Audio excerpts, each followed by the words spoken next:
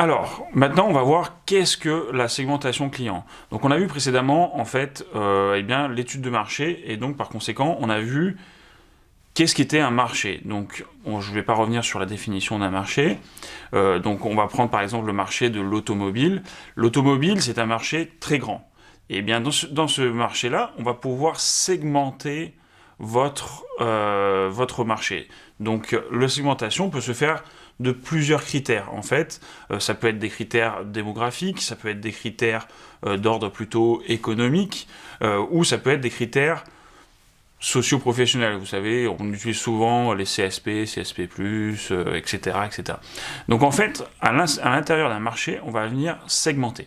Alors, le découpage de ce marché, comme on le disait sur la segmentation, peut se faire de plusieurs manières. Soit ça va être un découpage par besoin client, c'est-à-dire que vous avez un besoin, donc en l'occurrence l'automobile, c'est un besoin de se déplacer souvent, mais ça peut être un besoin de sensations fortes, si vous parlez d'automobile au sens sportif du terme. Ça peut être des caractéristiques ou, on le disait, un comportement commun. Je ne sais pas, si on parle de l'électrique par exemple, vous avez un comportement où vous souhaitez vous déplacer de manière écologique au maximum. Donc, les entreprises, qu'est-ce qu'on va faire au niveau marketing ? Une fois qu'on va avoir choisi notre marché, l'automobile par exemple, on va essayer de le segmenter et on va essayer de cibler ensuite dans ce point que vous avez un petit peu défini, dans cette segmentation, vous allez choisir ce que vous allez cibler. Donc je vous ai parlé des premiers critères de segmentation qui sont, on l'a dit tout à l'heure, la démographie, l'ordre économique ou des critères socio-professionnels, mais on peut avoir plein d'autres critères.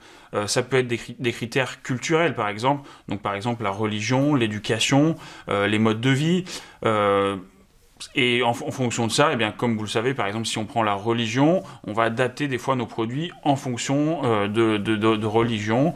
Ça, vous le connaissez, plusieurs produits dans ce domaine. Donc ça peut être un autre critère. On peut avoir, donc, comme je le disais, des critères plutôt géographiques.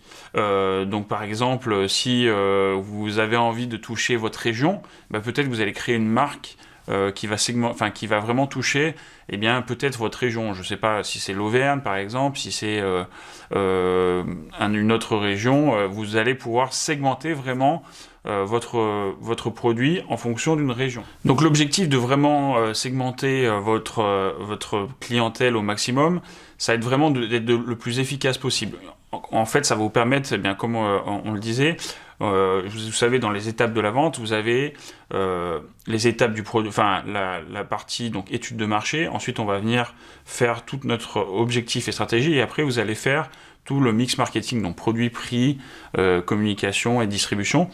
En fait, le fait de segmenter, ça va influencer comment vous allez derrière définir vos produits, comment vous allez construire votre produit, comment vous allez communiquer. Donc c'est pour ça que tout de suite, il va vraiment falloir segmenter votre produit.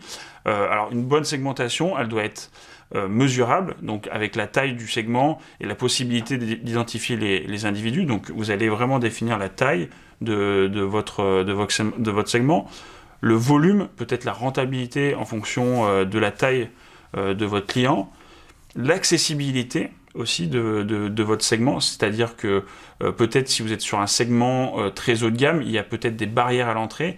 Vous allez aussi vous dire, la pertinence de votre marché. Vous savez, on parlait de marché de niche, souvent dans la segmentation.